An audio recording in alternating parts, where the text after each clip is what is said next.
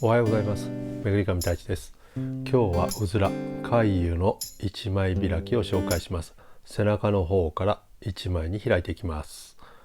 それでは一緒に始めましょう。それではまず背中の方から切り開いていきます。ど真ん中に包丁を入れて皮をまず切ります。この一枚おろしですけども、回遊など、細かい骨があるときは一枚におろして食べた方が食べやすくて美味しいと思います。よく貝を店で出す時なんかはビストロなんかで出る時は丸のままロッティしてますけども、一枚におろしてやると非常に、食べやすくていいと思います。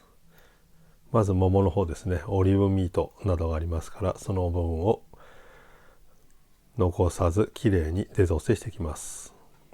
ちょうどここ関節がありますので、背中の方から関節を外していきます。基本的に鳥のデゾッセの仕方ですけども、鳥の形は、骨の形ですねは基本的に全部一緒なので、普段鳥でやり慣れていればやりやすいと思います。続いて腕の部分の関節も切っていきます。この失敗しない方法ですけども、よく切れる包丁を使って骨に沿いながら包丁を入れていくと失敗することが少ないと思います。もちろん常日頃から鳥などデゾッセするときに気をつけながら骨の感じを覚えていればより簡単にできると思います。今これで胸の半分が折りた状態ですね。その後は普段フィレを下ろすような感じで包丁を真ん中の骨に沿いながら入れます。その後 V 骨も避けて切っていきます。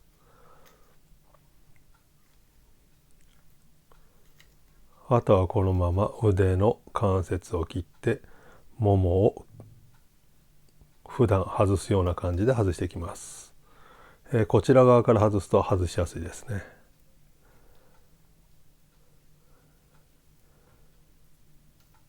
これできれいに外れました。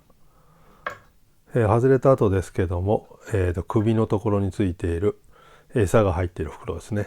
あと油の部分はこそげ取って切り落とします。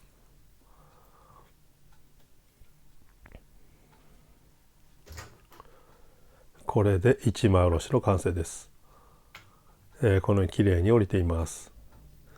こちら骨ですね、おろした後です。これが V 骨、あと胸の部分もきれいに折れています。でここがオリーブミートと、ももの付け根ですね。こんな感じできれいに折れています。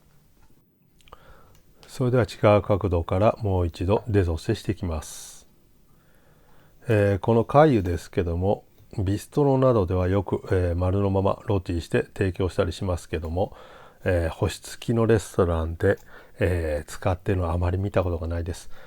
私も昔クロコディル、ストラスブルクにある、クロコディルで働いてた時ですね、もう25年ぐらい前ですけども、その時、当時三つ星でしたけども前菜で使っていました。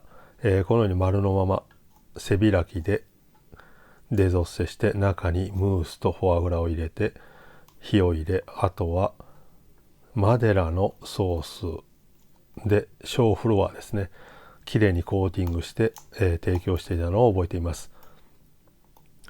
貝油ですけどもやはり小さくて、やはりこういう感じにデゾッセしないといけないので手間がかかります。ですのでやはりあまり三つ星などで提供されることはないと思います。今回は近くのスーパーで買いました。10匹入っていて16ユーロでしたね。なので家庭では簡単にこのままロティしてそのまま提供するのが一般的だと思います。今週末たまたまちょっと貝が食べたくなったのでスーパーに買い物行った時にあったので買ってしまいました。丸のままロティしてもいいなと思ったんですけども、せっかくなのでデゾッセして、食べやすくして食べたいと思います。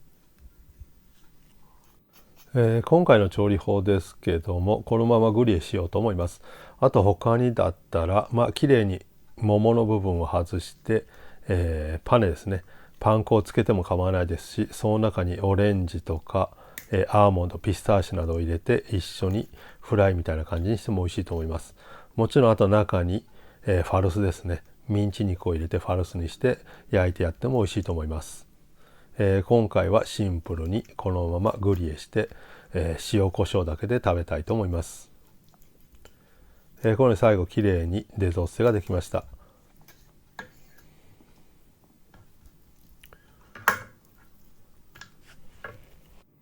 最後に首についている余分な油と餌の入っている袋を取って、これで完成になります。